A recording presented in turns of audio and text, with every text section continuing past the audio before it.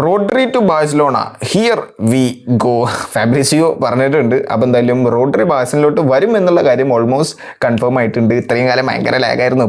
ഇപ്പോൾ വരും എന്ന് പറഞ്ഞ് ഇന്ന് ലാസ്റ്റ് എത്തിയിട്ടുണ്ട്. എത്ര 74.6 million total with add on എല്ലാം കൂടെ കൂട്ടി അത്ര കൊടുത്തിട്ടുണ്ട്. ഓൾമോസ്റ്റ് ഒരു 80 മില്യൺ ആയിരുന്നു ഇവർ സിറ്റി ചോദിച്ചത്. അവർ 80 മില്യൺ ചോദിച്ചത് ഇപ്പോൾ 75 മില്യൺ ഒക്കെ കിട്ടാൻ വേണ്ടിയിട്ടായിരിക്കും.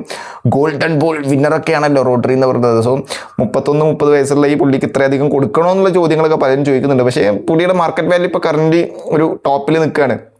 മെസ്സിയെ മറികടന്ന ഒരു ഗോൾഡൻ ബോൾ വേൾഡ് കപ്പിൽ വിൻ ചെയ്തു. ഇഞ്ചുറികളൊന്നും വിഷയം തൻ്റെ പെർഫോമൻസിനെ ബാധിക്കില്ല എന്നുള്ള രീതിയിലൊക്കെ ഒരു കിടിലൻ പെർഫോമൻസിൻ്റെ വേൾഡ് കപ്പിൽ പുൾ ഓഫ് ചെയ്യുന്നു. അപ്പോൾ റോഡ്രി എന്ന് പറയുന്നത് അത്യാവശ്യം ഒരു ഹൈ സ്റ്റാൻഡേർഡിൽ നിൽക്കുന്ന ഒരു പ്ലെയർ ആണ് ഇപ്പോൾ കറന്റ്. അതുകൊണ്ട് തന്നെയാണ് സിറ്റി അപ്പം അങ്ങനെ ഒരു വില ഇട്ടത്. അവർ കരുതിയ കാശ് അവർക്ക് കിട്ടുകയും ചെയ്തു എന്നുള്ളതാണ് യാഥാർത്ഥ്യം. എന്തായാലും ബാഴ്സലോട്ട് റോഡ്രി വന്നതുകൊണ്ടുള്ള ഉപകാരം അവരുടെ മിഡ് സ്ട്രോങ് ആവും. പക്ഷേ ബട്ട് സ്റ്റിൽ എനിക്ക് ബാഴ്സക്ക് മിഡിലല്ല അവർക്ക് വേണ്ടത്. റോഡ്രി വന്നത് ഓഫ് കോഴ്സ് നല്ല കാര്യം അല്ല എന്നല്ല കേട്ടോ പറയുന്നത്.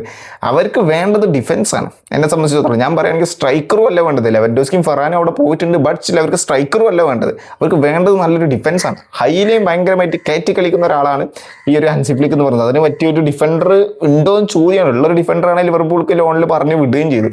ഡിഫൻഡേഴ്സിന് ഇതുവരെ സൈൻ ചെയ്തിട്ടില്ല. ആരെങ്കിലുമൊക്കെ നോക്കുന്നുണ്ടാവും, ഉണ്ടാവില്ല എന്നല്ല.